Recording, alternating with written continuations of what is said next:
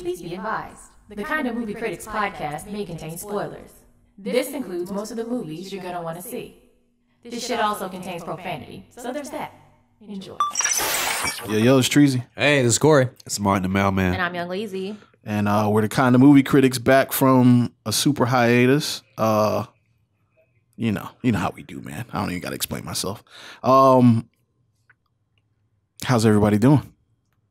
Florence for pump faking on our lives here. Yo, biggest pump fake known to mankind. Did you see that meme that was like, Florence calls you on the phone and be like, yo, you coming through? She's like, who all there? No, but I want to see it now because that's so real. That's exactly how Flo did us. The storm that never was. Yeah, I'm sure DJ Phillie, who's our guest, wants to get in on this Florence conversation. I want to hear his stories about Hurricane Flo. I'm just thankful it didn't get here. That's true. I mean, that's about it, you know. I mean, shout out to everybody that was upset that it didn't come. I don't know what all that was about. I'm gonna tell you what it's my about. kids been out of school for like a week for nothing. For nothing. And about an extra fucking $150, $200 spent on nesting just in case it came for a week. You know what I mean? Yeah, but I mean, for the people that got it, you know, I'm only speaking for everybody that was upset on the internet. Like for real, if we would have been stuck still indoors today with no power, like you really gonna be that mad about it, you know? So you'd be like, good, I'm glad this bitch came. Yeah. I'd rather live in a city that overreacted than underreacted. Exactly. That's always entertaining to me. It's like the overreaction, like going to the store and there's no bread or water. Yeah. No gas. No gas. People fighting at Wawa. Like, it's almost like it's about to be a zombie apocalypse. Like, it feels But like I will say this, due to some of my inside knowledge, I mean, on Monday, it was coming right for us on Monday. So, like, you can't be mad to me. Like, it was coming right for us. You have to make a decision right then and there. Right. Yeah. For those of you guys who don't know, we're on the east coast of Virginia, the southeast coast. So it was coming right for us. Kory's absolutely right. So, like, you know, and then it didn't come right for us. So, I mean, Well, I think general knowledge, just that I've figured out, especially since you have like weather app on your phone, you really can't. You got to give it to the day before. That's just the bottom line. You just got to give all weather to the day before, because there's been times where it's been raining like shit, and my app will be like, yeah, clear outside, 86 degrees with a nice sunny jump. So apparently, whoever handles updates at the Weather Channel doesn't give a fuck about anybody. In Virginia, I should say. AccuWeather is just like an ironic name. Yeah, exactly. It was just cute. So yeah, so shout out to Hurricane Flo for pump faking in Virginia, but it didn't pump fake in some other places. Yeah, I saw some footage of North Carolina. She also backed down too to from a 4 to a 1 before she hit. These are all good. Right, things. this is all great stuff. Yeah, this is true. So fuck you, Flo. Real quick, we usually say it at the end, but I'm going to say it at the beginning just because I know listener retention kind of dwindles down as the episode goes on. But if you are not subscribed to our Instagram page, if you do not follow us on Instagram, make sure you go follow the Kind of Movie Critics on Instagram at Kind of Movie Critics. And if you are just listening to this episode and you haven't subscribed to us on iTunes or like SoundCloud and stuff like that, go ahead and pause this. You don't even have to pause it, because you can just flip your screen and go through the home screen and all that fly stuff without even cutting off the episode, and just go hit subscribe, man. Stop playing with us, man. Go ahead and jump on the bandwagon real quick. And I don't mean to threaten you. I usually don't threaten listeners, and I don't feel like I did, but Phillie's laughing, so it's like maybe I'm coming off too strong, Phillie. Let me know, man. Oh no. I agree. Yeah. I agree. Hit subscribe. Hit subscribe, man. So anyway, Phillie, man, you want to tell them a little bit about yourself, just so they care about your opinion or not? Well, go by the name of DJ Phillie. DJ Phillie on all social media platforms. Father, DJ, truck driver. That is what I do.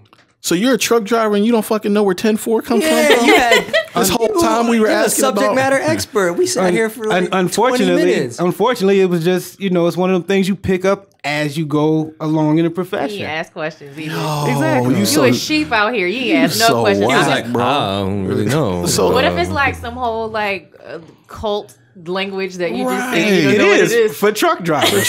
So when we confirm some, say 10-4 driver, move on about, right about the day. So to give the listeners context, before we started the episode, I I asked the question, where does the term 10-4, you know, when people be like, yeah, 10-4, where that comes from, the origin of it, not what it means. I know what it means, but the origin of it. And Philly was acting like a civilian, like, oh no, we should look it up. The whole time, this dude's a whole fucking His truck voice driver. sounded just like that too. I had no idea you drove a truck. Yes. Well, yeah, that's what I do. And I mean, it works. Like, I even find myself saying it like when you told me what you said, I said 10-4. 10-4. And move on. Yeah. It never dawned on me that was some professional lingo that you've used in life, and that's why you said that. Yeah, just Thought it became part of your lexicon because we're Americans. yeah. Why should we listen to you? 'Cause I know why we should listen to you. Why they should care about your opinions. I know why you're here. Well, I mean, I enjoy the show. Like, and He's an early subscriber. yeah, I mean, I can't tell y'all how many shows I done went back and listened to after listening to them one time before. You know what? I like that's that. the kind of love we need. How many of y'all do that out there? You might make it on the show too. Because I'm gonna tell you, people do that all the time. They're like, I should come on the show, and I'm like, Yeah, they do. I tell them I have a show. They haven't listened to it at all. They're like, you should have me on there, and I'm like, okay. Yeah. As soon as they find out it's about movies, they be like, oh, I like movies. Oh, have me on the thing. You know what I'm saying? Like, Yeah. that's what I usually get. Like, oh, I like movies and shit. I'm like, okay. So do I. Yeah. You know what I mean? But Yeah, like I watch a lot of TV, not as much as you guys do. I'm gonna be for real because like there's still a list in my notes because every time I'm listening, I'm taking notes of what I haven't seen. oh wow. So yeah, and I'm still trying to play catch up. So kind of movie critics is like a master class for you almost. For real. I mean, you said you was in here taking notes. especially the Black Mirror episode. Like that made me go back. And the moments that you speak about it in other shows, like especially you, Leezy, I'll go back and watch. I forgot the one that you liked the most. Oh, the But I entire went- history of you. I That's went my and favorite. watched that one like twice because I didn't get it the first time. But Interesting. yeah, that's what I'm saying. I have to go back and listen to them, especially when I'm down the road. It makes it easy too. Right. So because he drives a truck, it all makes sense. Yeah. Now. right, Now it so all comes together. definitely 12-hour days listening to kind of movie critics. So when you're driving trucks and you're listening, you're taking notes while you're driving too, because you just incriminated. I cannot yourself on the confirm law. or deny those allegations. Cool. If your might have employer's listening, speak to text. You know, you might have. Yeah, I mean, but you can't speak the text when you're listening to the show. You can pause it and Well, do that. you know what? To put it in context, I'm local. Okay. Chesapeake, Portsmouth, Norfolk. That's all I go. So, and those it'd be a 12-hour day. So I'm stopping a lot too. Okay. You know. Gotcha. So Gotcha. Nice way to clean that up, though. I like your style. no problem. 10-4. Do we want to get into anything that we're watching, guys, before we jump into Ozark? Well, because Florence was coming, I've been working from home and like half-ass paying attention and half-ass paying attention to work and watching a lot of TV. Right. Kids ain't listening. But yesterday, my day off, I watched that iPhone movie that Steven Soderbergh made. Oh, the Unsane. Yeah, Mm-hmm. with Jay Farrell. Shout out to Jay Farrell. Jay Farrell was good in that movie. Shout out to the home team. Did he have a serious role, or was it like a comedic role, or was it like a hybrid? It was a serious role, but he had like funny moments. 'Cause it's not a funny movie. Right. It's more of like a thriller.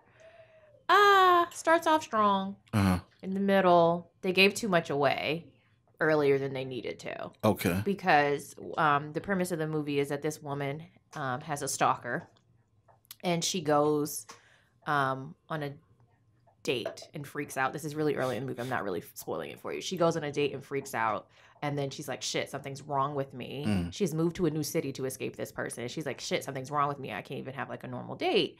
And so she goes to a counselor, and all this is in a trailer. Don't talk about me. Right. They end up quote, air quote, voluntarily admitting her to a mental institution, a mental hospital for observation. And when she gets there, her stalker is there. And you don't know at first whether or not he's actually there or she's imagining him because she's crazy. Oh, so she is crazy. We don't know until, Oh, okay. I see what you're saying. I see how I mixed that up. That's the whole premise. mystery of it. The whole premise of it is like that you don't know. And so Jay Farrell is another patient in the hospital. That she may or may not be seeing in real life. Are they dating? No. I mean, No. Jay Farrell's not her boyfriend. He's just another. He's another patient. I mean, like he may not be there. Like, is she imagining the entire he's thing? there. He's real. Okay. She's in the hospital. We just okay. we don't know if the person's there with her. So it's not like a Sucker Punch type movie where it's like. No, Sucker Punch pissed me off so bad. Remember the little move she was doing, Kory? When she was going to the dream sequence. I have a love hate with Sucker Punch. They Me spent too. so much money on that piece of shit story. Anyway, I enjoyed it. But I like what's his face. Zack Snyder. I do like Zack Snyder, but Oscar. Oh yeah. Oscar Isaac. I like him a lot too. Oh, and he stood out in that film. I'll watch him read the ABCs. He's got that new that Nazi movie coming out. Yeah, I want to see that. Yeah.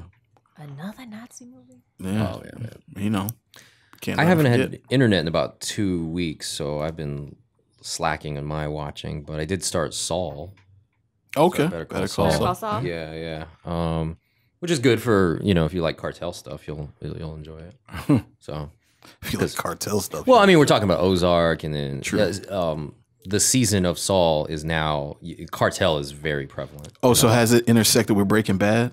As far as I'm at, I don't think so. So the character that Giancarlo Esposito's character in Better Call Saul is the same character in Breaking Bad. Yeah, it's a prequel. I had no idea. Yeah, Saul. So this is the story about how he became Saul because his name is Jimmy, and he was going by Jimmy, and then he relocated, I guess, turned into Saul. Saul Goodman. So this show's all about Giancarlo Esposito, like it's his show. No, it's about Saul. It's about I don't the lawyer. watch Breaking Bad. So he's the lawyer. The lawyer. He was the lawyer that introduced Odenkirk, Bob Odenkirk. He's the lawyer that he was Walter White's lawyer, and then he basically introduced Walter White to Gus, to Giancarlo's. Okay. Indirectly. So he was basically the guy that was tied into all the big players in the methamphetamine trade. In what part of Arizona? Mexico. No, New Mexico. Yes, Arizona. It's the same. Arizona, New Mexico. It's just one big sandbox. But his character was very funny. It was like a serious character, but he played it very comedic. Yeah, he was probably like the funniest person in the show. Yeah. So and his Saul character was very like an ambulance chaser. Like he's got the flashy clothes. He's like a slime ball kind of lawyer, but it's part of his persona. So you learn a little bit about, and then the prequel is also helping do prequel activities with Gus's character as well. Got it. Like it's not a true prequel for Gus, but it's prequel stuff. He lives in that universe. Yeah. Got it. Yeah. So I didn't think they would go that route as much, but there's parts of the episode that have nothing to do with Saul. Like it's cartel over here and Saul over here, and it's way more prevalent this season, in my opinion. So, but if you liked Breaking Bad, you'll like Saul. So nice. Giancarlo Esposito works a lot, though. It's one of those things where people don't know who he is, and then because he's on that show, he's on Dear White People. He's the voiceover. And then in between, he's a voiceover, and then if you haven't seen Dear White People, he's an actual character next season. Yeah. So and I see him in movies randomly too. I'm glad he's working. Yeah, most definitely. He was in Westworld this past season. He sure was. A few Was he? minutes. Oh yeah, he showed up very briefly. Yeah. Damn. Yeah. He'll be back. Yeah. Speaking of Breaking Bad, Jesse's gonna be in Westworld. Aaron Paul. Oh, I thought you meant Jesse T. No. I was like, what? Jesse T. He would probably Photoshop himself in Westworld. Right. Your doppelganger's going to be in it. I forget that people think I look like Aaron Paul. There's photo evidence on our Instagram. The picture did, but in real life you don't. No. But the picture did. I get it. I do that on purpose when I make them. I'm the one who makes those. I find the picture of him that looks the most like the people. Well, not the people, the white guys that we say he looks like. Right. Appreciate that. What was you put something in the group chat? You were like, robots bitch. That's funny. So you never watch Breaking Bad? No. So you don't even know what robots bitch really. Oh yeah, he always said bitch a lot. His character would always. I got that from the context clues. I didn't know. I didn't know because you didn't know who Saul was recently. I definitely. That's did. wild. I didn't realize you never seen Breaking Bad. That's wild. I was not interested in the least. Greatest television show of all time. No, it's not. It's not better than The Wire. It's top 5. The Wire is the best show of all time. It's top 5. I'll give you top 5. Okay. Yeah. What are you watching, Martin? I really liked this show called Succession. It's on HBO. All the episodes are out. It's kind of a satire. It's not really about Rupert Murdoch, but it's kind of about Rupert Murdoch. Okay. It's like King Lear. Like, you know how Empire is basically King Lear, because it's about this king or this guy who has these kids, and it's about who he's going to give his kingdom to or who he's going to give his empire to. Right.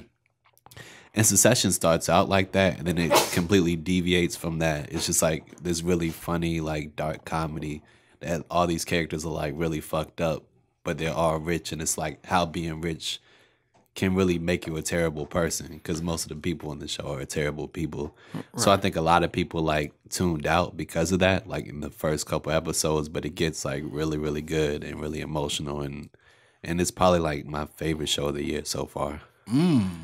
Oh, that's the one with Brian Cox, right? Yeah. Brian Cox in it, yeah. I when I saw the previews for it on HBO, it did make me want to see them, but I just never. I'm so far. I didn't finish Sharp Objects. I'm so far behind. I think I'm gonna just skip Sharp Objects. The ending of Sharp Objects made me so pissed. I was so mad. Oh shit! Don't say anything because I want to finish it. Dope, man. Is there any standout characters in Succession? I mean, they're all like it's an ensemble cast. So the main son it's kind of Trumpian too, because the main son is kind of like Donald Trump Jr. In a sense, but it's like he just doesn't have he doesn't have that thing that his father has that makes him so successful at business. Like, he's just as intelligent, he knows just as much about the business, but he's kind of a punk in a sense. And the daughter, she's like very manipulative. The youngest son, he's like a complete asshole. He's played by Kieran Culkin. And they have like an older brother who's like just completely crazy or something like that. And it's all about how like being rich could like mess you up, seriously, or not, and how they treat other people in classism and all this stuff. But it's like a very good satire. I liked it a lot. Nice. Also, Rick just told me American Vandal season 2 is coming out. I watched maybe 2 episodes of season 1, and it just I didn't like it. I didn't watch it yet. He told me it was good, so I was gonna try to watch it. Yeah. I saw that the dude Melvin Gregg, shout out to Melvin Gregg, he from Portsmouth. I saw that he's gonna be in it. Oh yeah, yeah. He's been getting a lot of roles too. I think he's in Creed 2. He was in that movie The Land. He's been landing some roles. No pun intended. He's been landing some roles. But yep, he's from Portsmouth. Melvin Gregg. Philly, man, you been watching anything worth talking about? All right, so it's not worth talking about, but because I had all this time off this week, Iron Fist season 2. Okay, I actually did watch Let's that. pass on that. Yeah, let's. I mean, we can talk about it. I actually did watch it. Yeah. I mean, aside from Misty from Luke Cage, Misty Knight. Yeah, Misty Knight. That was like when I posted why did they even make a season 2? Someone told me Misty was in it. So that's what pushed me to go ahead and watch it. Gotcha. So I had to, stick it out until she appeared. And then once she got there, it kind of got interesting. But other than that, I was just like, I felt like it was pointless. I would say it's far better than the first. Like, if you think this season is bad, the last season was like completely terrible. Oh no, I agree. I agree. Yeah. It was. I mean, it was a lot easier to deal with because of her. Yeah. I'm just a real big fan of her, and I want to see where they go with her. But other than that, I mean, it was very slow. But, once that started happening, once she came into the picture, it picked up. I guess I do respect, like, they got a new showrunner, because the last showrunner, I think he's done pretty much in Hollywood, because he had 2 bombs in a row. What was the other one? Inhumans, I think. Oh, yeah. Yeah. Who was the showrunner? Scott Buck. Well, don't they got He sounds butt. season? Don't they got season 2? Nah, that's not good. They didn't even finish the first season. I think they had, they were supposed to do maybe 22 episodes. They got through, 8 or 10. So I'm sorry, Marvel TV is just fucking dumpster juice. I mean, I like Luke Cage. I didn't even give it a chance. I'm so all I couldn't for tell you. it, but what I respect about this season is they know it's a white guy who can do kung fu better than any other person in the world. So that's already like a shaky kind of premise. So they do have a lot more like Asian characters and a lot more of the Asian community, which I respected, because they get like a lot more Asian actors to come in and play roles and stuff like that. And me, just as a comic nerd or whatever, like I see they're setting up Immortal Iron Man, which is this comic run that was really cool that I really liked. So if they could pull that off, I would still watch it. I still don't think it's good, but if they do that, I would probably watch. Speaking of superhero, I watched Deadpool 2. Oh yeah, I forgot I did watch that. It was cool. I mean, Yeah. you know what I think is interesting? There's a lot of marketing for Deadpool. Like, you know, I mean, I saw like Deadpool school supplies, and I'm like, yo, Deadpool not a child's movie. Not at all. Like, that's not a movie for kids. Like, I was like, this is weird. Like, I mean, we're in the age where superhero movies are, you know, and PG-13 is way different than PG-13 a couple of years ago. PG-13 when we were little just meant there was titties. That's all it meant. Like, Yeah. there was titties and cussing. Yeah. PG-13 meant titties? I'm about to say, Like nipples, titties? Nah. Not like sex, but like, you know, just one of the guys. I'm gonna flash my boobs really quick. But That was that's R-rated. PG-13, No, that's not R. in bro. You see a PG-13. titty, Yes. you can't name me one PG-13 movie with a titty. You can only say the I F think I word just once did. in a PG-13 movie. I think I That's just like an did. official What? rule. You didn't name just the one movie? of the guys is rated R. Just one of the guys? I'm pretty sure that's rated I'm R. sure a bare naked titty. Now, is oh, only- now keep in mind, because I had to realize this. PG-13 is a fairly new rating scale. Yeah, from Temple of Doom is when it was invented. That's when it was invented. I don't. My memory says that after Temple of Doom, when you know hearts were getting ripped out of people's chests, Right. Temple of Doom was rated PG. They were like, yeah, we got to revisit this. Yeah, because you know what was rated PG, and I was like, oh no, Just one of the Poltergeist. guys is Poltergeist, bro. PG-13, and there are two titties in that Like at the end of it. a full blown There- in she the air. opens- he's like, "Are you?" She tells him that she's a girl, and he's like, "I don't believe you." She opens her shirt and shows him her boobs, Oh, interesting. and it's PG-13. I can't recall. I get the justification because we're supposed to think that was a guy. So mentally, no, we you- feel like we Yeah, were but looking it's at not a sex thing that you're looking at. They're not making out and there's a titty. Like Right. she just kind of opens her shirt and closes it. Wow, I thought PG-13 meant no titty. But No, I guess it's rated R is like if it's titties in a sexual way, and Right. PG-13 is titties in a non-sexual way. So or if just a neutral way. if she or was it just may be sitting about around how having a long that she's conversation, on screen. Also, maybe okay, I'll give you that because Titty count. Yeah, what's the Yeah, we titty gotta- count? Because it was just like naked girls sitting around talking. Titty nah. ticker. You know what I mean? But they were talking about like algebra 2. Just naked. titties, Just titties out. Pretty sure that'd get an R. I'm watching Insecure. I'm not done with it, so it's exactly what you think Insecure is. So Insecure has gotten good now. Like It's I'm really ready good. to Oh, watch yeah. it. Yeah, I'm tonight. behind.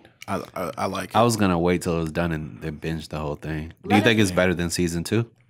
No. I just not I so like far. all the It's just seasons. good. It's hard to compare them It's to me. right. I agree. It's a good show, and so like I don't want to say it's better or worse. Like I just want to see what's going to happen in Yeah. their lives next. Like You're it's like invested Sex in in the the City. I don't development. have a favorite season of Sex in the City. Exactly. You just invested in the do development. they feel like that? Like fill the absence of Lawrence with something else? But if that's you were watching, equally you know as what's interesting? going on, and you wouldn't answer. You wouldn't ask that Oh question. yeah, That's very true. You got to watch. Yeah, the you don't shit. really fill a void. There's yeah. no void. I will say this. Well, let me ask this of the listeners. Like, if you guys want a season 3 recap of Insecure, you can get one because it's only like what 3-4 episodes left.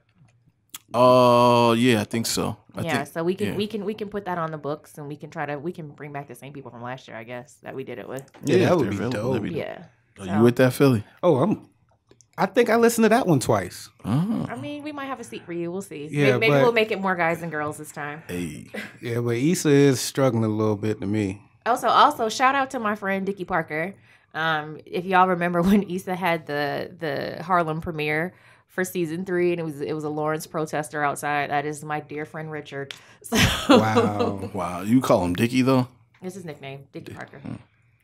Word. Word. Let's jump into Ozark. On that note, let's jump into Ozark, man. Netflix original. To me, one of the best shows that Netflix currently has on its roster. If you know, I like this, and I really like Bloodline a lot. But Bloodline's over though, right? Bloodline's over. They canceled after 3, which I understand because it was just you couldn't really go too many places from where you were at, how it Right. ended. But but Ozark, same sort of similar dark tone. For anybody who hasn't seen it, starring Jason Bateman and Laura Linney. Do you want to give us the synopsis, Corey? Yeah. Oh, you were ready. No, he wasn't. I was. I just got to click on a few things. Oh yeah, a few things as in like here. IMDb. Yeah, here we go. A Chicago-based financial advisor relocates his family to the Missouri Ozarks when his dealings with a drug cartel go awry? So my biggest gripe, my only gripe about, let me just jump straight into it. My only gripe about this show, and it's not even really a gripe, it's just an observation. They're just extreme. This cartel is extremely like empathetic to Marty. They're just very I said that too. I was like, I think in the real world, Marty would have been dead. Yeah. We wouldn't have a show. On Right. episode 1, Dell would have gone, the Ozarks, shut up. Like, yo, I think we wouldn't have made it to episode 2. I think the premise is that they let him live, which I agree is extremely unrealistic because he always figures out a way to fix it. Yeah. And then it fucks up again. Right. And he fixes it again. So Right. So he's proven himself to be valuable. But yeah, so I guess we kind of gotta not really recap the entire show. I don't want Let me to do just that. jump into season 2. Let's do that. So I hopefully think people who are here are watching it. either okay. So if you're here and you haven't seen Ozark, or you just maybe like watch an episode or 2 or something like that, we're definitely going to be spoiling it if you haven't heard the beginning of this episode. This is one of the few times I'll say you should probably watch it first before you get into this, because it's really a good story, and I wouldn't want to ruin that experience for you. So yeah, that's my advice. But if you keep it on, I'm not mad at you, man. So let's jump into. All right, for me, everybody but Leezy has seen Breaking Bad, correct? Yep. Yeah. This fills the Breaking Bad void for me. Does this show do the same for you guys? Yeah, pretty much. Yeah. I don't know. Like, I don't know how I feel about it, to be honest. Ooh, hot take. No, I just don't. Like, I enjoy the show, but as far as like filling a void, Okay. I feel like it still makes its own place. For sure. Being the fact that he's never even touched any drugs at all. Right. But okay, so I guess I should rephrase it like this. When people ask me about this show, I find myself comparing it a lot to Breaking Bad. Like, I compare this show a lot. It's not like, I don't compare it in the sense like which one is better. I compare it in the sense of like there's only a handful of shows to me that I watch on television that have this like good guy gone bad shit. You know what I'm saying? Right. And this is just one of those stories where, I mean, he's a moderately good guy. It's not like he starts Right, off no. squeaky Well, clean. because he knew what he was doing when he got started. Yeah. You know, but I mean, so did Walter White. You know, I mean, Right. but I think there's something about the subject matter, this kind of, these are like everyday people who kind of spiral down to the dark side, and like it starts out small and it gets so massive. Right. You know, and I think there's something, I'm not gonna say we can relate to, but it changes the dynamic of what you think drug dealing is. Like you the know? movie Dope said, it's a slippery slope. Yeah. Definitely. I mean, we're all adults here. We know that there's drug dealers who are a stereotype, and then there's this kind of underworld of like, you know, regular corporate people who are involved in this kind of thing. Right. You know, and I think it's just interesting. To be fair, though, I think even in what we get is a stereotype of like, you know, black guy deals drugs in the ghetto. And a lot of times it starts off small for them and it spirals out of control too. Yeah. For sure. Yeah. It's like, yo, I'm just going to do this for a little while I move on to this other thing. I just got to tie some things up. And Right. it just gets out of control for them too. That's the story we never see. Amen to that. I'm sure the world is working on that. But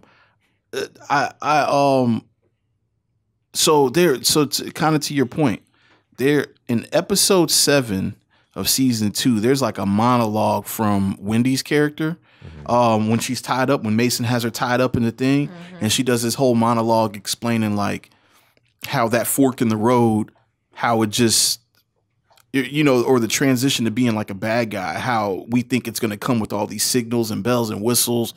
And it's not. It's literally a choice, and it's a choice that you usually make for survival.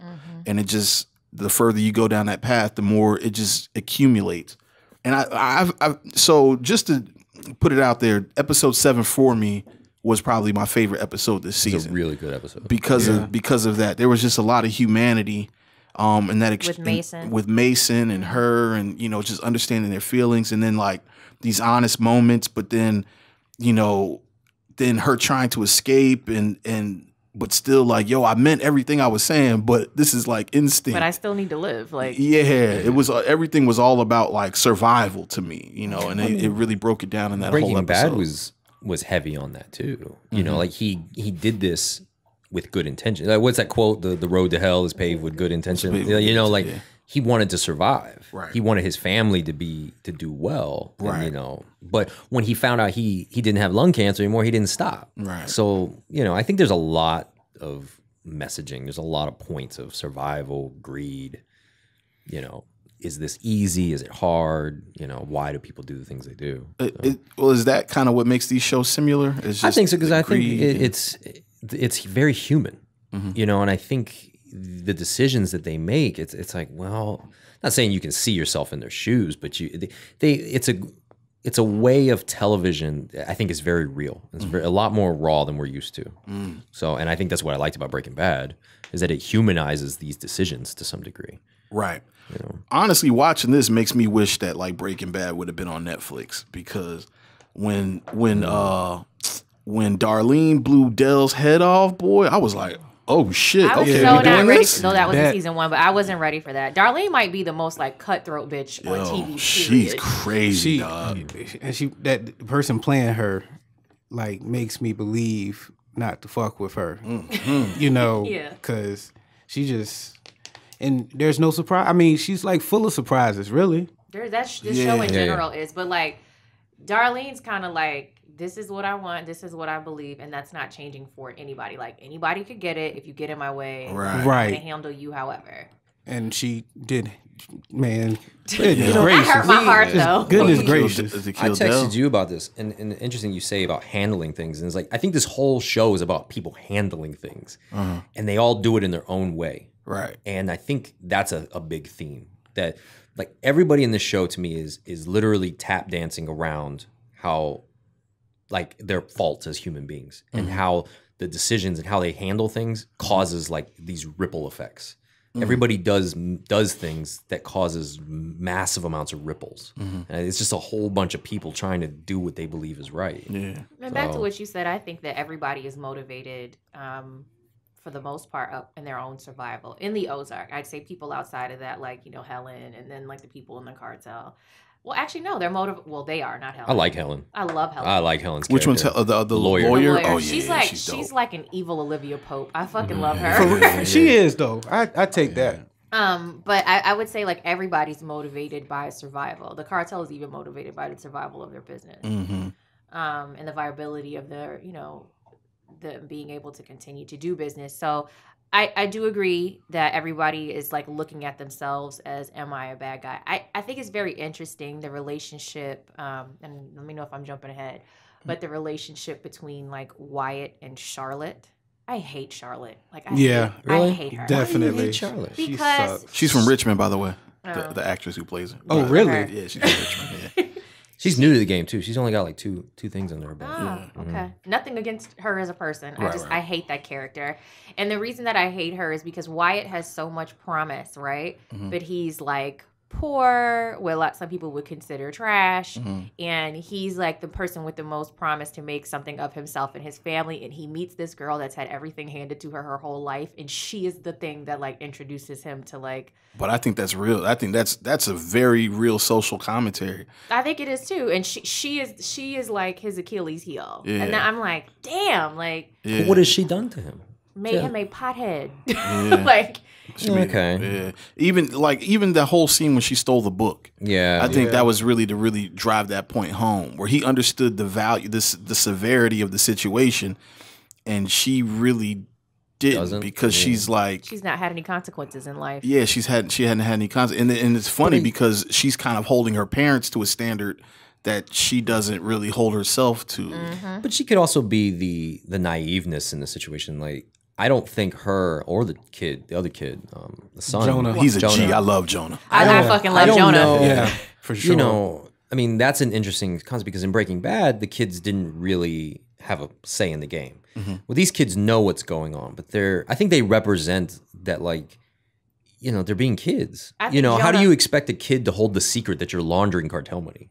You know, like Jonah's doing Jonas it. the G. Jonah, yeah, but he he's opened up. helping. Well, he opened up a false bank account, Yeah, which and when they did that, I was like, oh, that's a paper trail now. Like, there's a trail now. But it's I from felt like- a fake Yeah, identity. fake So identity. it's just his picture, so they could always say like whatever. It's still dangerous. It is is. I'm sure it'll dangerous, come but back. he had the foresight to protect a little bit of seed money for them if they needed to run. And she immediately was like, "Let me buy it." $5,000 is nothing. It's enough to get but- you from yeah. A to B if you need to Yeah. get out of somewhere really fast. he's He put it growing in it, though. he put it in an investment though. Yeah, he's putting in Yeah, investment. it's And not it's just grown. sitting. Yeah. What I saw that I said, you stole cartel money and you've now created a trail. I saw it as like a dangerous thing. Well, that's what everybody's doing. Yeah. I mean, that's the whole premise. Is like they're creating, That's why you opening have to these launder businesses. money. You have But to I thought create like the trail. But Marty is doing it in the way that he believes is the smart, intelligent way. Like I didn't trust enough that Jonah knows what he's doing. If you know anything about money laundering laws, Marty is extremely stupid. He too. probably is, but I agree. he's the adult in the situation. Right. So Yeah. you're selling it to me as that, and he's been doing this for what 10 years plus. Well, you know so what like this kid goes and opens a bank But account. I don't think that Jonah's selfish. Yeah. That's the thing. Like Charlotte is extremely selfish, even with her wanting to emancipate herself. teenage and then she girl. still wants to fucking live in the house with him. Yeah, like, it's Right. crazy.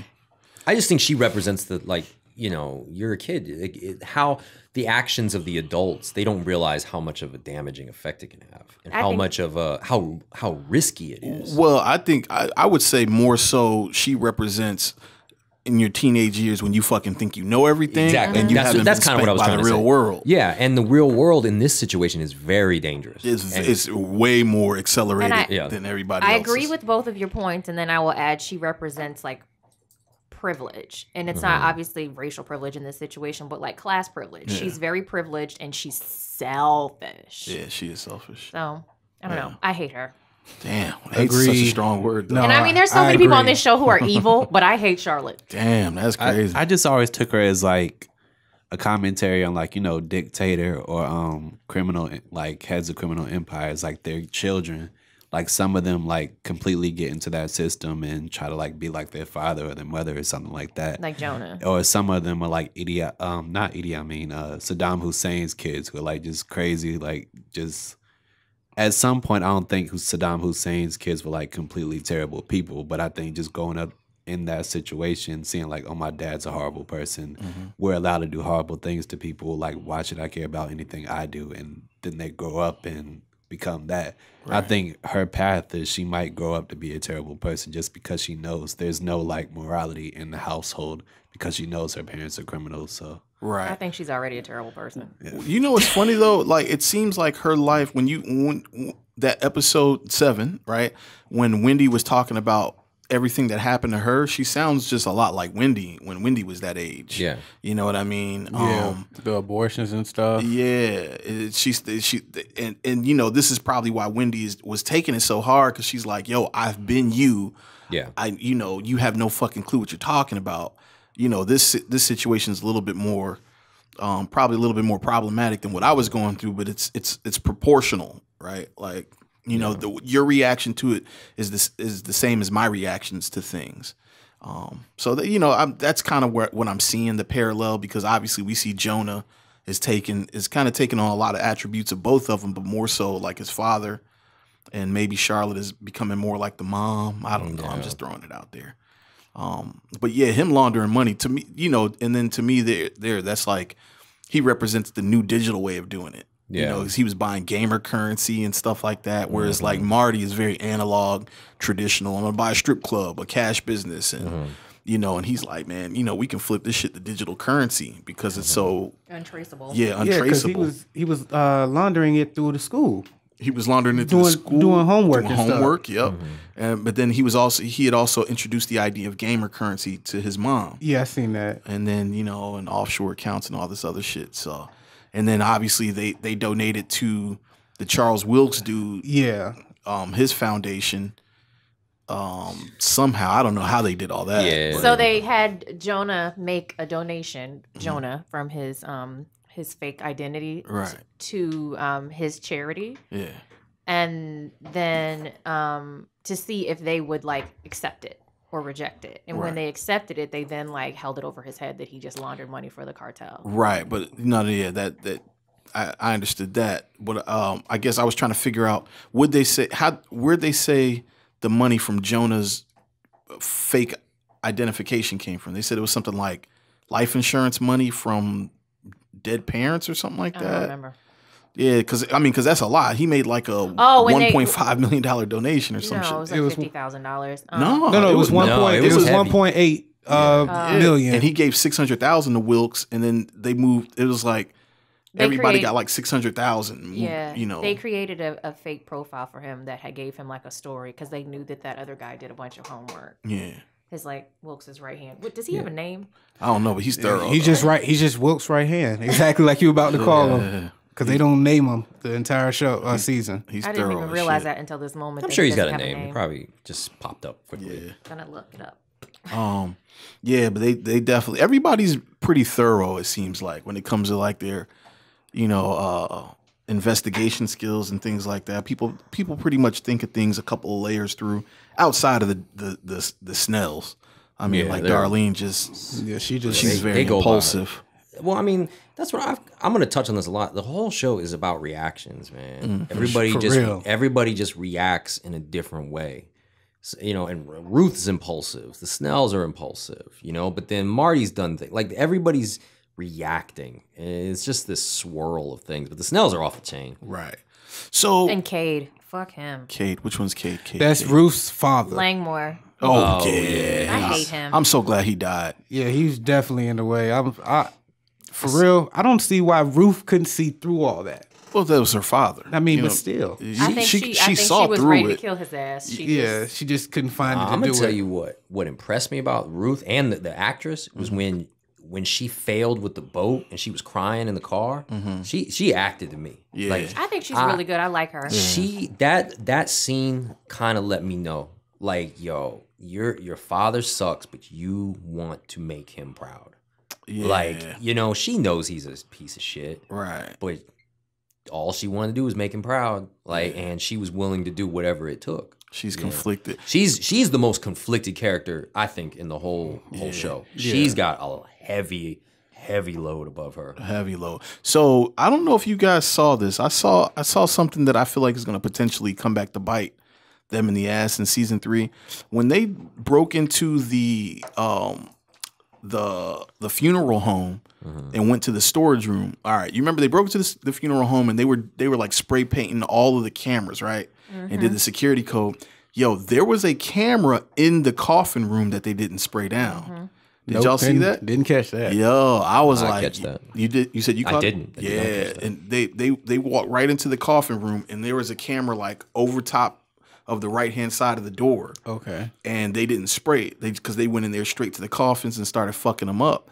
And they never saw it, or at least the scene didn't show that they saw it. You mean if you walk in the door this way, are you talking about a camera that was on this side? Camera that was over top of the door that they walked in, yeah, and pointing down, looking at the coffin space. Oh, okay. So like if you can't, the listeners can't see, but I'm pointing at a door that's the podcast room. Like if they walked in that door, it's like right above the hinges. If they had walked in the door, they went like to this side and spray painted it one. So yeah, no, it was like it was like right over top of the door.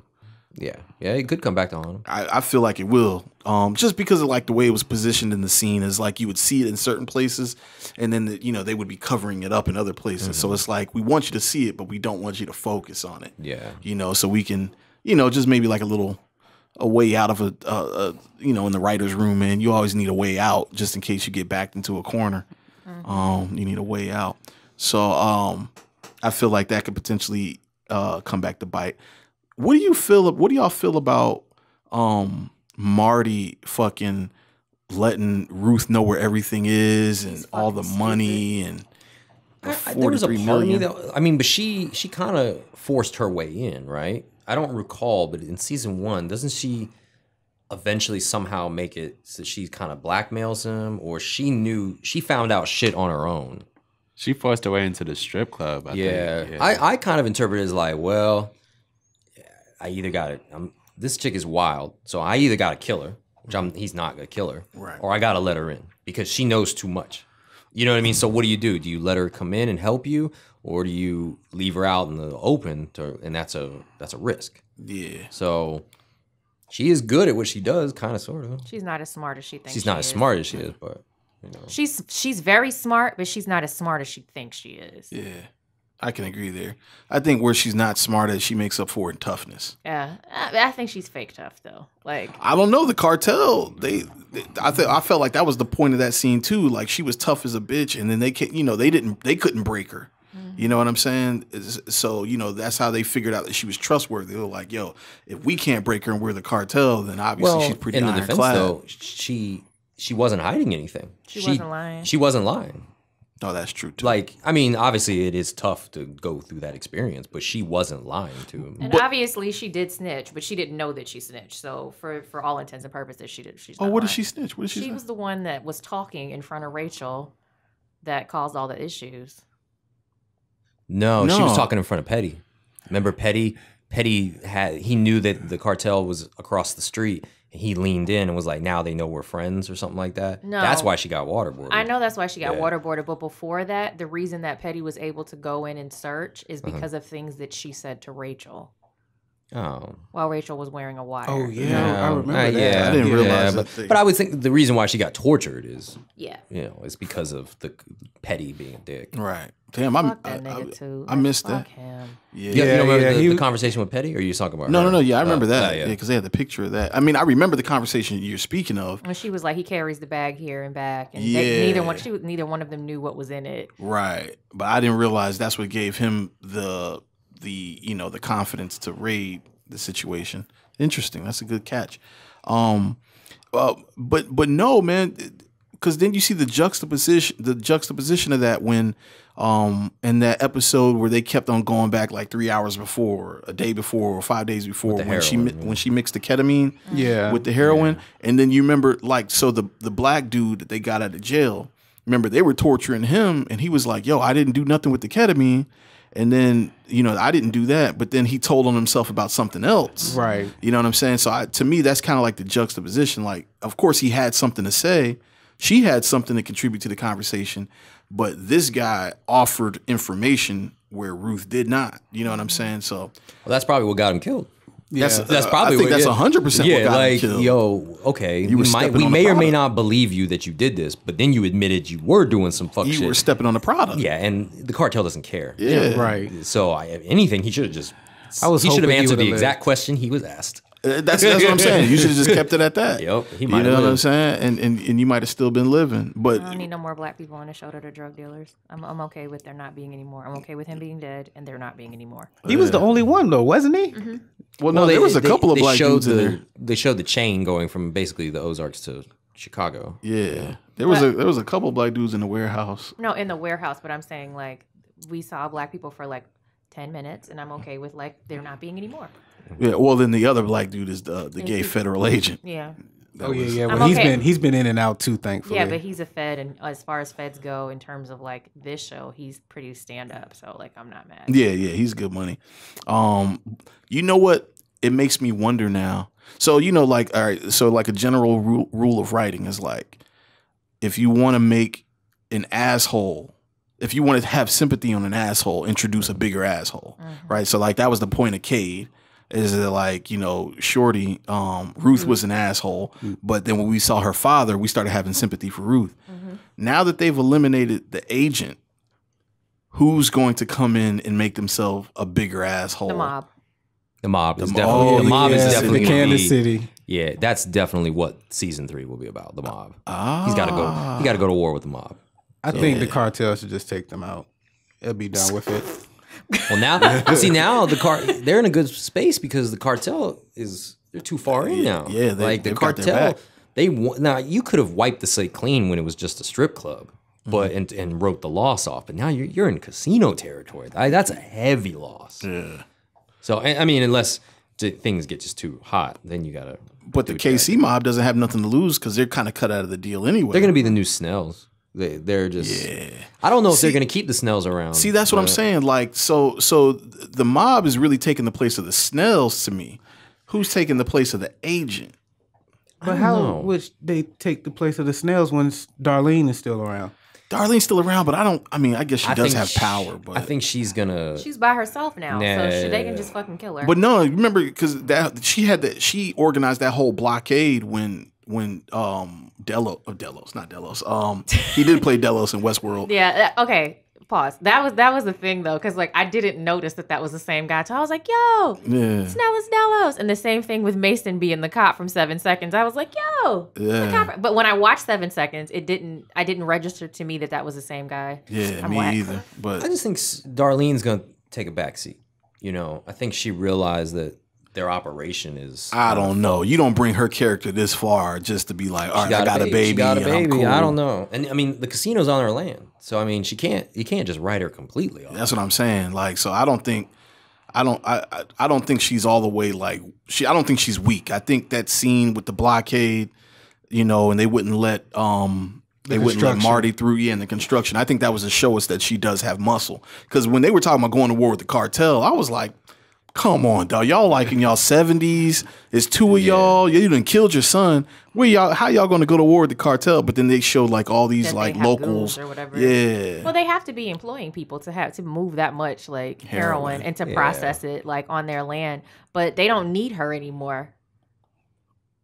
This is true, but she's made a complete living interjecting herself into situations. But I think she was so mad at Jacob for his decision making. I think she just didn't want to deal with that shit anymore. So maybe she got rid of him. Way better decisions than her. Yeah, I agree.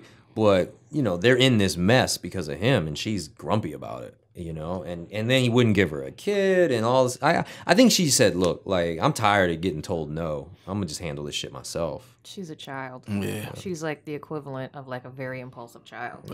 I don't know. That could go a couple ways. She could be complacent in the next season and say, look, y'all are on our land. I got my baby. We're good to go.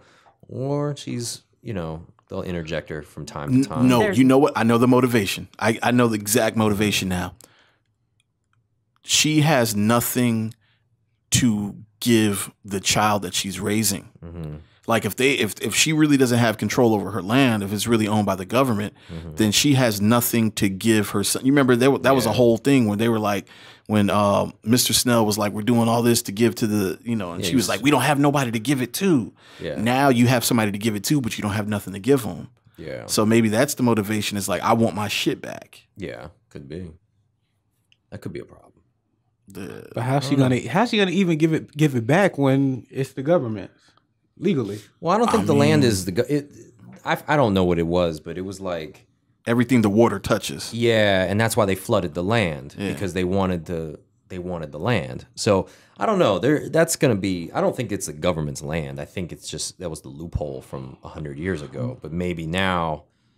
But so part of that was they were going to start eminent domain, right? And then take it over and start building shopping malls and all of that. So maybe that's going to become part of the conversation. Yeah. Is like trying to encroach on her land and force her to give it up.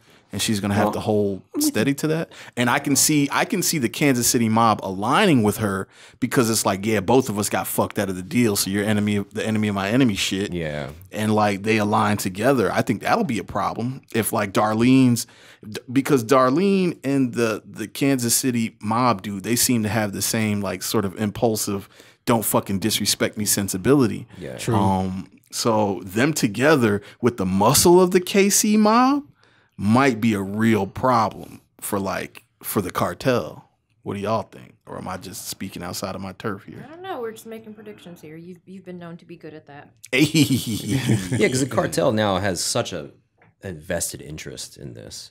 Yeah. And obviously they need Marty to fix these things. But I think when the mob gets involved, you'll see more cartel activity. Right. So I don't know. Because cartel's definitely going to want it quiet. Yeah. That's because the casino is the big money maker. So they're probably going to want to do away with drugs in this area. They're going to want to keep shit as quiet as they want to keep it. As possible. Yeah. Right.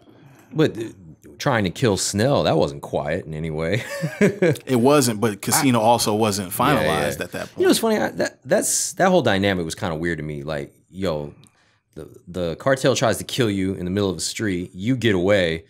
and what, the next day you go on a nice little stroll on your property? Right. Like, yo, Yeah, I would have been out of town. Like, yo, they know where you live. That's true. Like, if they failed once, they just gonna try again. I thought it would have been something more dramatic than that, though.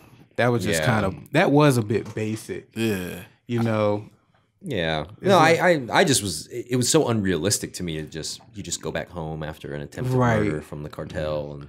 I was disappointed they didn't die. I was like, they took that many bullets and nobody died. Exactly. Like, what is that car made of? Yeah. Like, I don't know. But no, back was to your a little thing. Japanese car too. Yeah, like crazy. back to your No way thing in was hell. about the agent. Like, I wanted to say I It was wasn't an Impala, actually.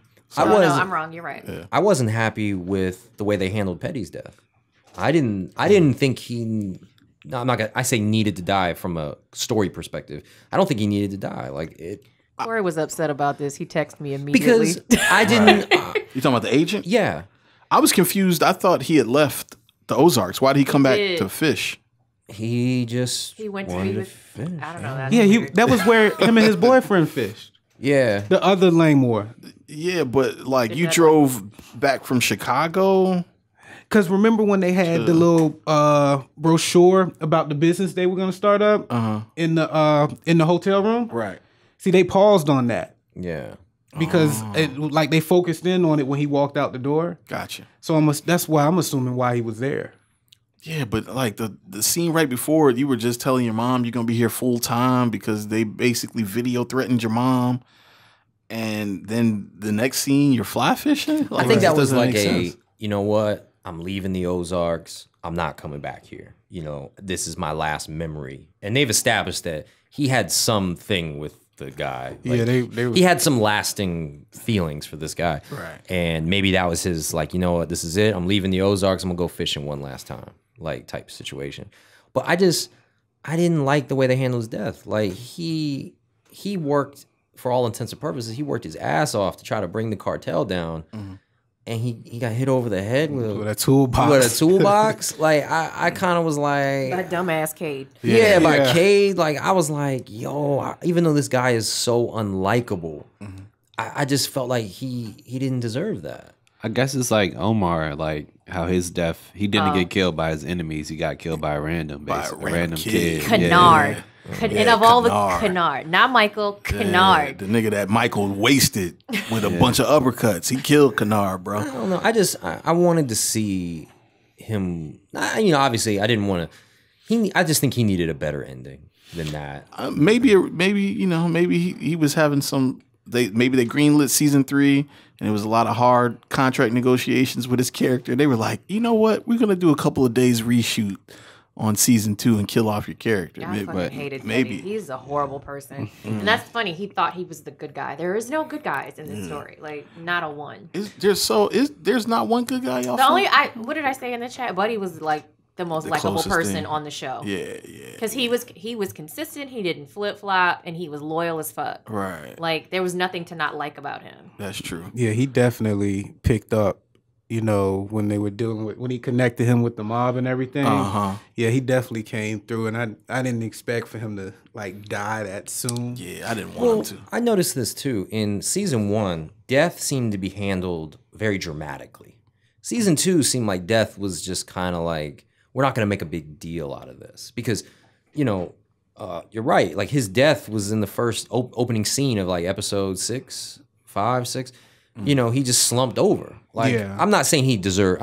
I like shows that reel it in a little bit. We don't need this dramatic moment. But like, even Petty's death, his death, like, they were all very just kind of, oh, here's a death. I wasn't Like, mad at Buddy's yeah, death. I Though. like thought Buddy's death. I thought Buddy's death was extremely realistic, Yep. and he's the only Yeah. one who like got the respect of a funeral too. And I think that's Yes. a testament to his character being like a likable guy. He's still That's true. He was still doing bad things. He was still doing bad So things, everyone but is he's a the most likable person. yeah. Like, I hate everybody else. Like, But you know, I talked to another friend about Petty and all that, and they were like, but at least at the end of the day, Petty had an admirable goal fuck that nigga. to stop drug cartels, to stop drug money laundering. Like No, his he wanted his goal, to win his case, If he cared about drugs, he wouldn't have been trying to get that girl strung out. Like, he messed her all up. And he didn't care about how he accomplished his goal. There was no nobility in how he went about it. I get that he wants to take down the drug cartel, but he's not willing to have the morality while he does it. That doesn't make him a good guy. I didn't say he was a good guy. I'm just saying he's the only one with a goal that is an admirable goal. To stop drug cartel? I mean, it depends on how you look at it.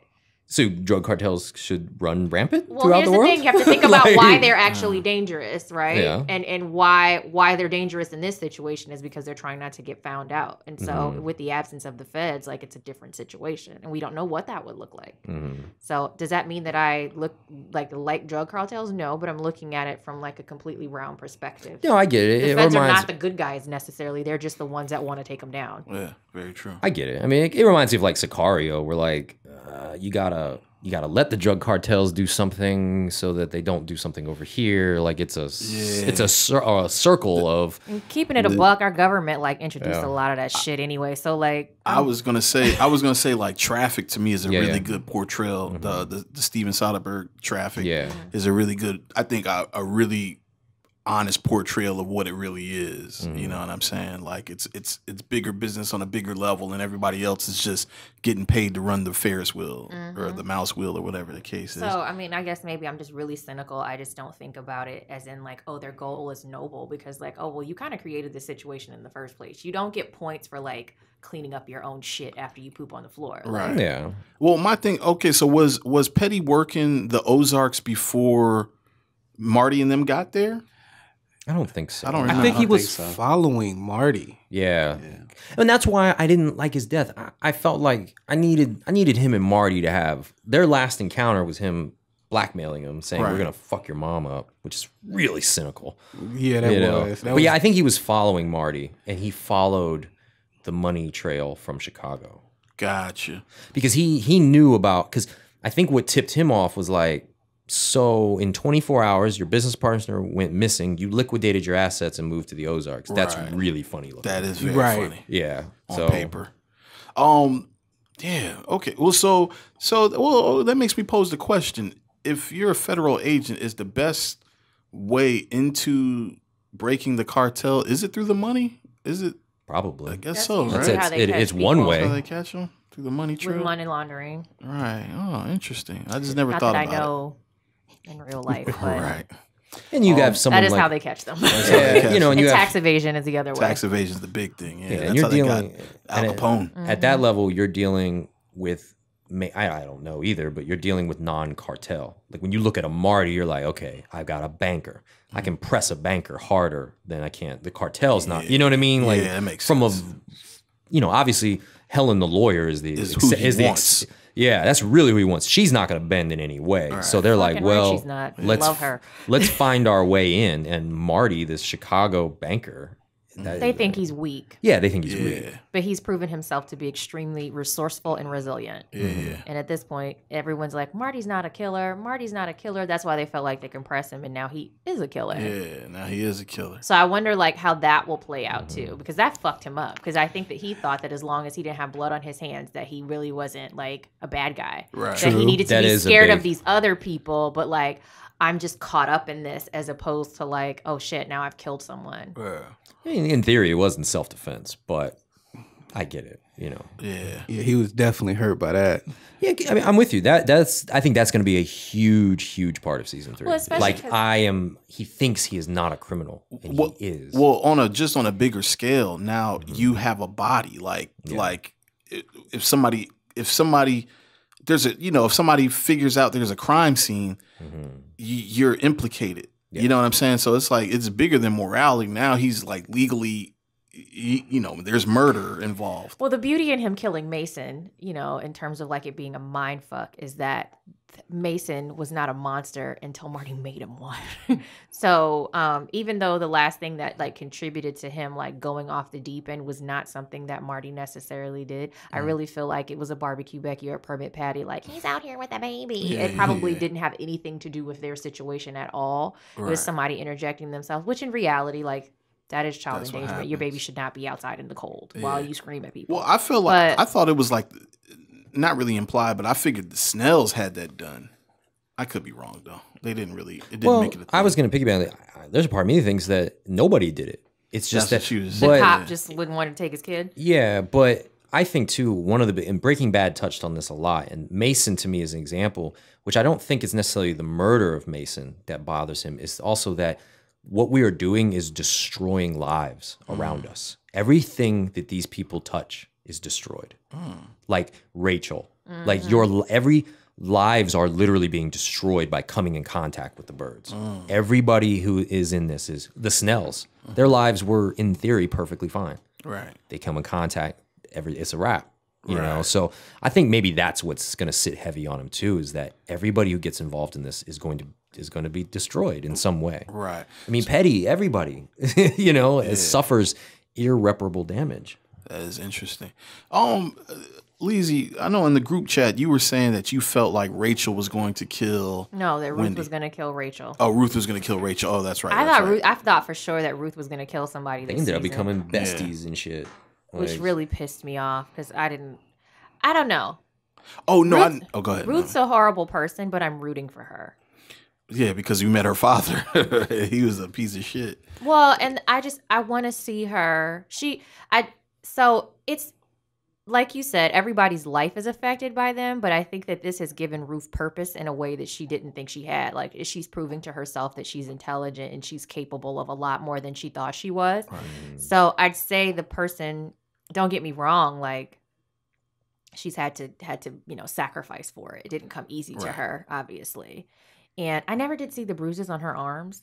I was like, why is she taking her shirt off? They chop her boobs off. Like, what the hell happened? It was pretty serious. It was like later on when they explained that. But like, as far as her character, I'd say like she's had the most value added to her life because of knowing Marty Bird. yeah. Yeah, I can agree. So like I'm rooting for her. And then, when she smacked the shit out of that teacher who was like, you couldn't go past the 10th grade. Yeah. Meanwhile, like she's masterminding all kinds of shit. Right. And she's really smart. She's very smart. I like her whole cause. It's like she's trying to break the family curse, this implied family curse, and really trying to help her cousin get off to college.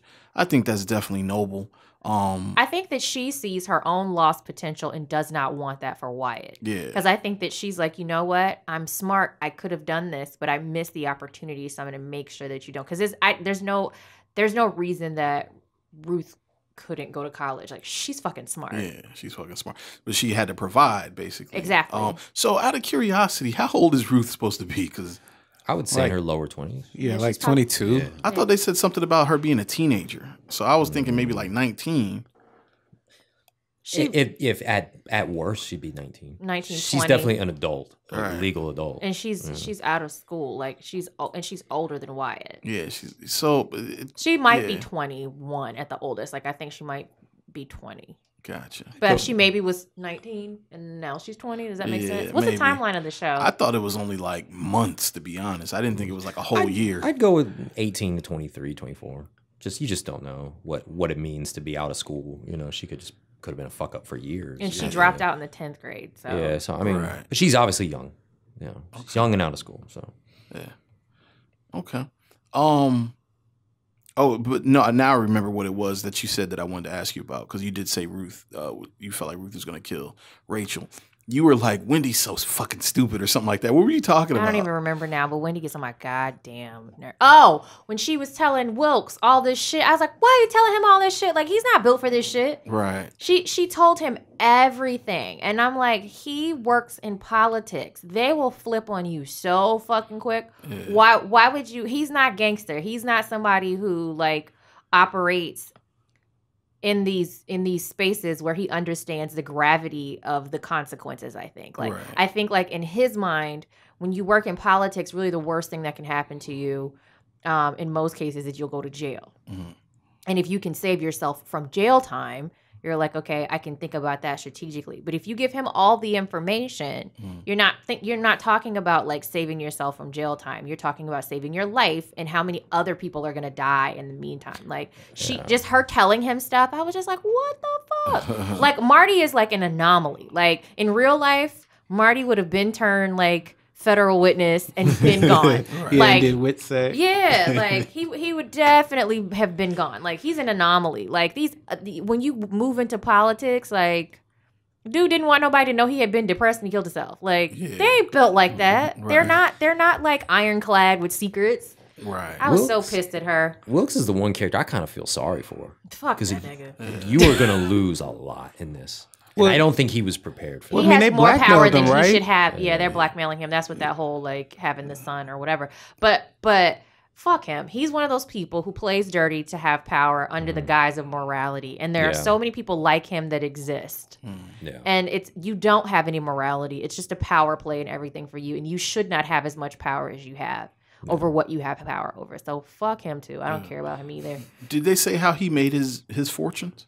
Yeah. Yeah, Yeah, he's, they go and through he it. gets the money. He doesn't do it honestly. He basically bankrolls everything from his charities. Right. So like, he's not a good guy. I don't fuck him. Yeah, I never thought he's a good guy. I thought but I did think he was more gangster than what he ended up being. No, I never thought he was I knew gangster. that. I was like, this guy's he talks the talk. Right. But I think he got once has he found out that it's cartel? I believe. Yeah, she had- told him. She was Yeah, like, she you know how told him much money everything. you he just had that laundered? look like, oh, I didn't know. I knew he was getting into some shit, but not this kind of shit. Right. You know, like this is some they gon' like remember homegirl says she's like they'll kill your children. Yeah. They'll kill your wife, they'll kill your children. What are you gonna do to you? Yeah. Like, so I think he didn't realize it was that. Which is right, because you're right. He thinks the worst is jail time. Jail time or you get embarrassed politically. And You then lose your credibility. You lose, not I'm gonna end up in a ditch somewhere. Like fucking with y'all, I'm gonna end up in a ditch. Right. And now he's too far. So that's why I'm like, I don't like him as a person, but I'm like, the other thing about this cartel thing is that they're getting people involved and they don't know what they're getting involved in. True. You know, so it's like, damn it, I'm okay with doing some dirty shit, but not no cartel shit. What's That's the not goddamn difference? He's embezzling money. Like it's all dirt. It's all dirt. And I think agree with you. But you're bringing up a good point though, right? Because none of these people think of themselves as being bad guys. Yeah. And he was a bad guy before. Yeah. But he was like, I'm okay with this level of bad guy, but it's a fucking Right. slippery slope. Yeah, and Mason said it. He was like, the wage of sin is death. Like, it just doesn't matter the degree of sin. The wage of sin is death. He was like, my sin was pride, right? Like, that's not a big thing. Yeah. To most But- people, To yeah. most people, but that's what got him killed. Well, I mean, and Mason to me is an example of like, Mason was doing fine at the beginning of this show. Well, He compromised was, himself though. Well, did he agree to allow the heroin in the Bibles? but I don't think he knew. See, that's what I'm saying. Like, Or did he know? No, he didn't know. didn't know. He was- didn't know the Snells were moving heroin on the. and that's what got his wife killed. Right. Because she was gonna snitch. But it was I don't know if it was pride or vanity. He had to have a church. Right. Interesting. Okay. Yeah. So no, but I agree with Leezy. I mean, I think this is just like there's really no degree of, you're fucked up. And I mean, really, the reason why you just keep getting drugged, like why I can't feel bad for Wilkes is because the reason why you're getting drugged the way you're getting drugged is because you're playing the politics game as opposed to just sticking to an issue. Get the fucking casino shit passed. Yeah. Period. You know what I'm saying? It doesn't matter all this other shit. Just get it passed, dog. It's a fucking casino. Like what happens after this is none of your fucking business. Yeah, and see he what I'm kind of saying? he stuck his neck in things he shouldn't have. Yeah. He's pussy Or motivated. he got opinionated way too fast. Way too fast, dog. Like he you wanted to wanted- control the outcome. He wanted the shopping mall. He wanted perks as well on top of what he was already gonna get. There you go. Greed. Yeah, greed. So greed. I mean, that's a good example. Greed. So that's why you getting drugged the way you getting drugged. So that's why I don't feel bad for him. You know, I don't feel bad for him. I feel bad for him, but I don't. Relatively. But relatively. But he was willing to destroy the Snells because of what he wanted, and he didn't care how it happened. Yeah. So that's the shit you gotta drink now. You know what I mean? Who else is involved with this whole casino deal? Martin, man, you've been jumping in fucking conversation, bro. Yeah. I wanted to know, how do you feel it? Because you say you didn't like Wendy this season, right? No, So she how'd just you- had her moments where I just was like, "You're smarter than this." How'd you feel about her arc? Because, I mean, her arc is basically an arc you've seen in a lot of other shows, but it was like a male character taking that arc. And now I think this is probably the first time I've seen a female character. Give me an Well, example. no, I how think do you Breaking Bad. I think the Yeah. wife from Breaking Bad was the same. I mean, she arc. wasn't. She was cheating on him. But she didn't take hold of the business. Like at the end of this season, she started laundering the money. Yeah, she got involved with wasn't, the top, car wash. She orchestrated the whole car wash. The whole shit. But nah, she didn't like. Okay, she didn't have nobody did murdered. crimes, but she wasn't like the top dog in the situation. Like at the end of this season, Laura Linney, like Wendy, she's like the top person in the situation. She's like, I'm gonna move Marty out the way and deal directly with the cartel. Yep. Well, how did you feel? She's the queen in the chess game. How did you feel about her taking the hit, making the hit happen? Because to me, that brings her relationship with Helen way stronger. Yeah, that kind of cemented it. I mean, I can't, like, I know it's gonna mess up next season with Ruth, because Ruth is kind of gonna look at all of them crazy. Like, yeah, she probably couldn't pull the trigger on her own dad, but the fact that they told her dad was gonna be okay and then killed him, like, she can't trust any of them anymore. Yeah, but her dad. But yeah, her dad. She gotta know if she gets emotional about that. Ruth ain't who I thought she was, man. But she gotta look uncles like right with no problem. She has to look over it like, okay, at the beginning of the first season, she got her cousins, got her uncles, got her dad, and like the end of this season, her uncles are dead, her dad's dead. Her cousin hates her, and she just has like the stupid cousin or whatever, and it's all because of Marty and Wendy and the cartel, and she has to work with these people and see them like day in day out. No, it ain't because of man. Her father was bro. If her father just would have chilled, he would have been alive. But he was trying to rob everybody for nothing. Like he couldn't be. Why'd they pay the dad off? Why were they trying to? He didn't blackmail them or anything. I mean, I think they were trying to do it to make Ruth happy or Ruth cool with the situation. No, he was about to kidnap Charlotte for ransom. He was? Yeah. The dad? That's what, the dad. Remember he grabbed her by the hair and was dragging her. He was like, how much would your daddy pay to get you back? You don't remember that? No. Oh, yeah. You don't remember that's why he pulled the gun on him. Who pulled the gun on him? Ruth. I'm sorry, my messages. You watching shit like Treezy. This is the second time she pulled the gun on him. Because the first time she couldn't shoot it. Right. Yeah. Now I remember because she was there with Wyatt. Okay. All right. And well, maybe they paid him off too because they realized he's a problem. Like, yo, man, because she said that. She said, take the money and leave. Yeah. Well, they didn't pay him off. That was the bait. Well, I know, but that's what the message point was. It was take the money and leave. We're going to kill you. But she had him killed because she knew, one, he probably isn't going to take the money and leave. He's going to come back. He's going to continue to be a problem. Yeah. So we realized this guy's a problem. She did the right thing. Yeah. For sure, she did the right thing. Because really, you could, your daughter could have given you a job pretty much in any one of those companies. Yeah. If you wanted to be a bouncer at a strip club and get paid 3 times more than what it's worth, you could have did that. You know what I'm saying? Like there was offers made. He didn't want better for himself. When she wanted to buy a house for them to have a nicer life, he did not want better for himself. Shit. He was what did they say in Belly? Some people just accept the bad in life and that's cool with them. Like that's him. So he's a cancer for sure. How'd y'all feel about the subtleness, little sprinkles of that he abused Ruth sexually? I didn't get that vibe. It was weird to me. I did. Well, there were several. When she was laying in the bed and he came and laid next to her, like in a very intimidating manner, I was like, "Oh, he has done things to her." The way they shot it too, it was like the door like slowly opened, and her eyes open, but she didn't move. Like she's like trying to pretend.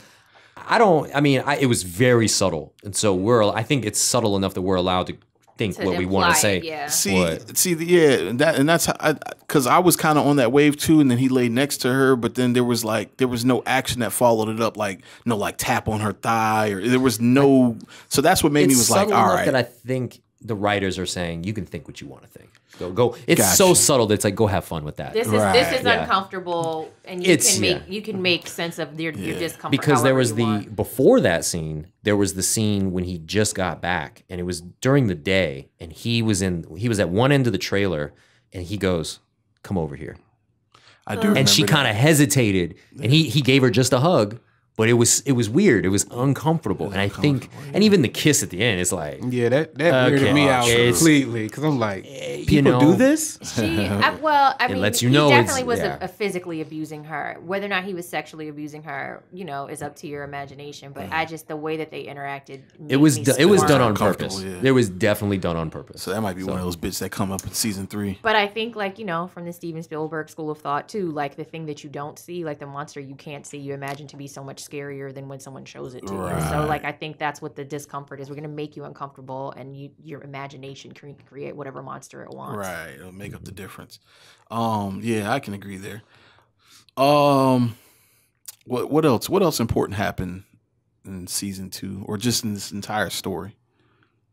I mean, they had their plan to go to Australia, and Why did he want to Whoa, leave so Coast. bad? because he wants out. He just wants out. He knows that this is not sustainable. He But said that he's he knows this 2 will days end. later, he didn't think that they were going to be on to him. They've been monitoring his computers and shit. Like, he's crazy. He knows he's in too deep. He knows if he can get the casino, at least the ball rolling, that'll give him the time he needs to escape. But he's 2 days later. Yeah. Well, yeah, I think he was just maybe it was an emotional cocktail after he killed Mason. Maybe, Yeah, definitely. Maybe that's what it is. But they had talked about Australia from episode 1. They did, yeah, but he'd it been was- wanting to leave. When they were at It was supposed to be Wilson's party. 6 months after the After casino was up the- and yeah. running, not 2 days. Yeah, Okay, I see what you're saying. Yeah, Yeah, yeah. I not don't like know, after maybe- they cut the ribbon. Yeah, that might have been a writer's thing. We're going to expedite to give us some sort of conflict in the end of the season. Right. So, I did not think that they could make me think of Jason Bateman. Jason Bateman's funny. He's always been comic relief. He kind of plays these really happy-go-lucky ne'er-do-well characters. Yeah, And he's killing it. he somehow has flipped that into a dramatic role. He's killing it. That's amazing. Well, the first time I seen him in a dramatic role was that movie The Gift with him and Joel Edgerton, and he was a real big douchebag in that. But this one, he is there's layers to this guy here, man. well, to compare it to Breaking Bad, remember Cranston was the dad from Malcolm in the Middle. Right, right, You know? was. And they didn't want to hire him. Right. And then what's his face believed in it. So I mean, some of these actors have the ability to They have shake the range. the range. And you have to have someone take a chance on him. I think I'm that's sure he big. owes a lot to Bryan Cranston. Who, Vince Gilligan? No, Jason Bateman. Jason Jason Bateman. And then That he they'll wasn't take even, that risk. He wasn't even the more famous sibling. He came along later. He's the little brother. Yeah, Justine, Justine Bateman. yeah. Yeah. So- She's disappeared. Yeah, she's a mom. Yeah. I remember the first time I saw Jason Bateman was Teen Wolf 2. Me too. Oh, mine started with Arrested Development. No, Wow. that was way later. I know, I was late. He had some guest spots on 80s television. Was he on? I have to look it up. But he was someone's best friend on a show. I don't think it was Growing Pains though. I don't know, but one of those. Yeah, one of those. We didn't talk about Rachel as much. I was shocked that she went from She bar seemed owner.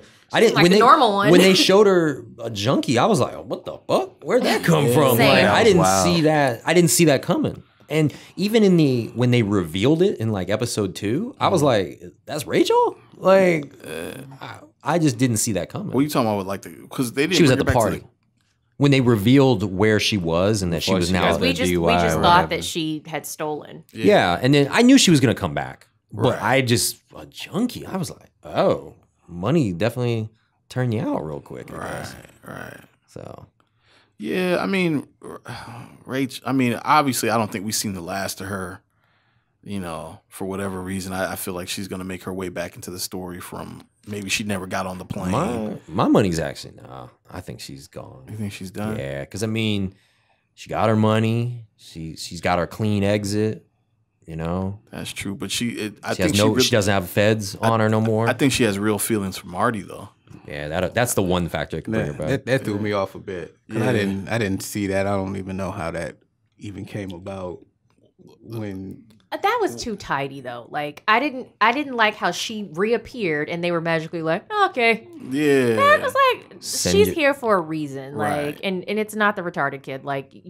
You have to know that there's You can't say retarded. Can't- I'm Can't say sorry, the I R can't word. say that. You're right. Ableist language. Yeah. But what did he have? Whatever. The delayed kid, the guy with the The developmental delayed issues. kid that loved Biggie. He was a fan of Biggie. Yeah. I think at the time they didn't know the feds were onto them that much. Even when I think what happened where the feds did something. No, the feds were shutting down all their businesses, and they thought Wilkes was doing it, so they burned his boat. Like for a long time, they didn't know how far the investigation was in on him. Right. It just had to. I don't know. That just to me, like as smart as Helen is, like somebody had to be like, "Fuck this bitch come from," and it's too tidy. Like she took all this money from you, and you just gonna let her chill. Well, Wendy, he needed her. Wendy did. Wendy grilled her. Yeah. Yeah, you know what I'm saying. Wendy gave her the grill treatment, And but she was right. she was 100% right. But you know, she just kind of let it linger, and then put Charlotte on her. So she definitely knew. And then it just came to a point where Marty was just defending her all the time. And then she caught whiff of that. What, is there something I need to know between you and... He should have been like, yeah, we kissed. You remember you was fucking a whole nother guy. Yeah, and videotaping it. Yeah, and videotaping it. I mean, Oh so no, was- they had the so was private. Marty, They had the though. private investigator. They weren't. Marty they was fucking around? No, you're right. She was fucking around. Yeah. She was fucking around. With homie first. that got thrown out the. Off the building. Yeah. That's when I knew the show was real. Yeah, that sucks Yeah, for that that- guy. Yeah. The first that first episode of the first show, the first season was intense, man. People was dying left and right. That was super intense. They killed I Shorty think- in the bathroom through the door. Yeah, through the door. That's what I loved more about the first season than this season is like there was just so much tension from beginning to end. Like from the first episode to the last episode, it was like, how is Marty gonna think his way out of this or maneuver his way out of this? And the cartel was like always over his shoulder, like ready to kill somebody or do something to somebody. This season, I think they had a lot more wiggle room. I think because there was definitely points in this season where I thought the cartel would do more, and they kind of just let Marty like figure it out and make up for it. So Okay. Well, I was just gonna say the way they made the cartel look, man. Anybody can get away from them. Like in season 2, it seemed like some bullies that drive a Suburban. That's really it. You know what I'm saying? Like they don't seem menacing for real. And where are they staying at? Where's their Airbnb at? Yeah. Like, you know, where's the They cartel? just drive. For real, I feel like Helen is the cartel. Nah, it's that. Okay, that's a hot take, but I think it was that there was a scene where they showed her and they showed like a very quiet, obviously, Mexican dude was like standing over her and she said something that he didn't like. I must have missed that one. Yeah, and he just kind of made a face at it. And they held it long enough to be like, oh, this must be the head of the cartel. Okay. Or another lieutenant of some kind. Yeah, she definitely got a boss. My client. Yeah, my client. I love that whole scene when they went into Chicago. Was it Chicago? Yeah, and she went to look for that tape. She wanted the tape from the thing, and she tried to negotiate it with the dude, and she was like, sorry, we couldn't come to an agreement. And she goes sit in the car, and the other dude comes in and kills him. I thought that was a pretty dope scene. Yeah, that was. Yeah, Helen, man. Like I don't know. You say she's not, but the way she acts, and then like between her and Wendy, I just feel like she took Dale's place. Yeah. Like it ain't even my client. She's using my client, as the base of the conversation. But I feel like she took when was it Dale that got killed? Yeah. When they took Dale out, she became she put in that position. Well, you remember when She's Olivia Pope though. It's her job to fix shit. She just doesn't wear the white hat. She wears the black hat. Right, she's like the consigliere, basically. Like she speaks directly on behalf of the cartel because obviously she's legally, she has a legal disposition, so she knows how to speak intelligently, and she's basically the American mouthpiece for the cartel. And whatever she says is in confidence because it's the attorney-client privilege. Yeah, attorney-client True. privilege. Okay, but we learned that Dell, because the whole season we thought Dell was the head. The whole first season we thought he was the head of the cartel until the last episode, right? Where in order to meet certain terms of the deal, he had to call it into his boss. And then that's when he said that offensive shit when he got off the phone and got his head blown. So right before he got killed, we got introduced to the idea that there is a bigger it's bigger than him. So I don't think he was answering to her. You know what I'm saying? I think I think it's definitely a Mexican cartel, which I didn't realize heroin was like of an attraction to the Mexican cartel. That's just me. Well, they may not be Mexican either. They could be Saudi. some form of South American country. Oh, you know what? I didn't think about that. We just know that they're from Latin America, but we don't know that they're right. Mexican. We don't know the origin. Yeah, And they they've always dealt with heroin, or were they dealing with heroin because the Snells dealt with heroin? No, they're distributing it. Like that's what Snells grow it and then they distribute it. But what were they doing before the Snells? They were maybe my memory serves. Maybe we didn't know what drugs they dealt with. We just know Marty was laundering the money. And then the Snells, they just got involved with heroin. Their original drug of choice may not have been heroin. The Snells represent the heroin. You know. So the thing with that was they had a problem, and each of them was this. Well, they had a problem, and so the Snells needed distribution now because the distribution network is fucked. Right. And so like that was the whole issue. They're like, you guys came in here and fucked up our situation, and it was like, well, we can help you out. Yeah. But what, you're making that much money in Bibles, selling dime bags of heroin every Sunday? I don't know. My bad. Go ahead. Finish what you were saying. I mean, obviously, if they have a poppy field, they can make way more heroin than whatever. Sure. So, and that might not have been the only way. That just might have been like the way that was easiest for them. So I don't know. Was it dime bags? Like they were like, it was that. I don't remember. That was months ago. Or I don't know. Also, so you just have a poppy field in the back? They have like acres and acres and acres of land. If you're not flying over it, you don't see it. Yeah, I might give you that, but still, I mean, I think word would travel kind of fast. Like, yeah, the poppy. I don't think we knew what the cartel's business was in the first season. We knew it was most likely drugs because that's what we know cartels typically deal in. But I don't think it ever mentioned what it actually was. Just curious, why would you think that they wouldn't be dealing in heroin? I thought that was something that more came from like the Middle East. Or like why? No, poppies grow on the side of the road in Virginia. Oh, I had no clue. I didn't know. Poppies grow in Asia. Yeah, my bad. I was. That's where. Remember, jumping to Frank Lucas, he was getting all his heroin from Vietnam. Yeah. That's what I'm saying. I thought it was all heroin. The materials to make heroin. I don't know how. Well, because opium, all of that comes from Asia. Opium, yeah, but poppies. Very, they adaptable just get plants. It anywhere. Yeah, I feel. I mean, I've seen them on 58, like in Virginia, like not like just growing on the side of the road, and I'm like, they don't cut them shits down. They were like in the middle, red ones. Right. Who knows? Oh, okay. Yeah. No, I automatically assumed like cartels was just like was more cocaine. Just I guess it's how it's portrayed in movies. Yeah, I don't deal with them, so they have all kinds of drugs, I guess. Yeah. And I hope no cartel people are listening to this and taking offense. My name is Martin. If you do take offense, but yeah, man. Anything else we need to cover on Ozark? Where do you think it's gonna go? You know, none of these shows have happy endings. Yeah, and even Breaking Bad, you know, everybody either died or their life is destroyed. So do you think they're gonna continue with that? Yeah, I mean, I think everybody's complicit. So I think either you're gonna lose your life or you're gonna lose everything in your life that brought it value. Yeah, you know, I mean, I think that's just how it has to end. You know, yeah, man, the National Guard's gonna come in and shut it all down or something. I don't know. I don't. But that's a great question because I don't know where it goes. Let's just be clear about this. I think the cartel's going to get away.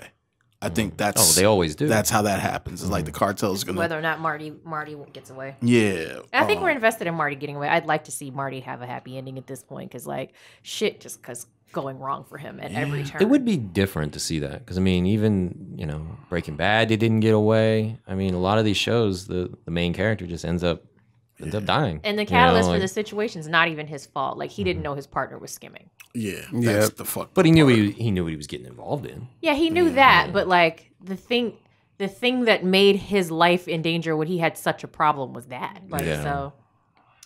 I love the episode season 1 where they showed how it all got started. Everyone's so casual. Yeah. Even the episode with Petty, how they showed how his life was better in theory before all this. Right. You know, so. Yeah, I don't know. I just see. I think KC, the Kansas City Mob's going to team up with Darlene Snell. I think that's going to be the force on one side. Obviously, Wendy, Marty, and the cartel are in bed together. Then you got Wilkes, who's kind of like, you know, he's formidable between whoever's paying the most or whoever's got the most over his head. He can go in between and be a resource for them. You got law enforcement. So that's the trilateral: law enforcement, and then Ruth's a wild card. Ruth's a wild card. I think she's riding with Marty and them in the mob right now. But when she finds out they killed the father, I think she already knows they killed the father. Yeah, they alluded to that. Well, I think she knows her dad's dead, right? And and she knows Wendy was the last person who saw him. Right. So she may put it together. Does she know about the deal? Yeah, she knew about the She deal. knew about the deal. Yeah. Yeah, she's smart enough to put 2 and 2 together. Right. Like y'all, you know, and then it'll come out that the money wasn't on his body, you know. So Right. she'll know what to do. Well, that's I that. see Jonah being more involved. I hope so. I think so. Like he was probably my favorite Yeah. in general because I just want to see what they can do. Him being a kid, Right. you know, and just being so smart. He might end up going to work for the cartel directly and taking his- place from He shows Marty. up in a little suit. Wendy's not gonna let that happen, but I She definitely. might die. It might be. It might, you know what I'm saying? It just could be. I don't know. There's all Yeah. possibilities on the table. I just want to see what happens because I definitely like everything he did. I was like in tune with and just like he can definitely be someone that they give more to in the third Assets to season. them where Yeah, Charlotte's a liability. yep. Yeah, for sure. All right. Well, I guess that's it for predictions and it for the episode. Cool, man. Well, if you haven't seen Ozark, and we just spoiled it all for you, but if you have, thanks for going along with the ride Let and us know if you like our theories, if you have different ones. that too. And I hope they do bring this back for season 3. I haven't heard anything about it yet, but I hope they do. I'm sure they will because it's probably like one of their top dramas. And I don't think it costs that much to shoot either.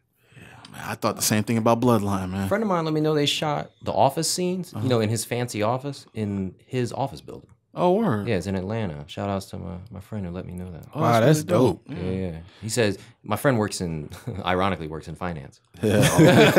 But he said, he was. Oh, like, from the first season? no, from the second season. Oh, the fancy, empty office. the empty like nice office that they got. It's in my friend's office building. It's like dope. empty space that they don't use. And That's they, super dope. They like leased it or let him shoot there. Yeah. That's super dope. And the rest of the show shot in northern Georgia, I believe.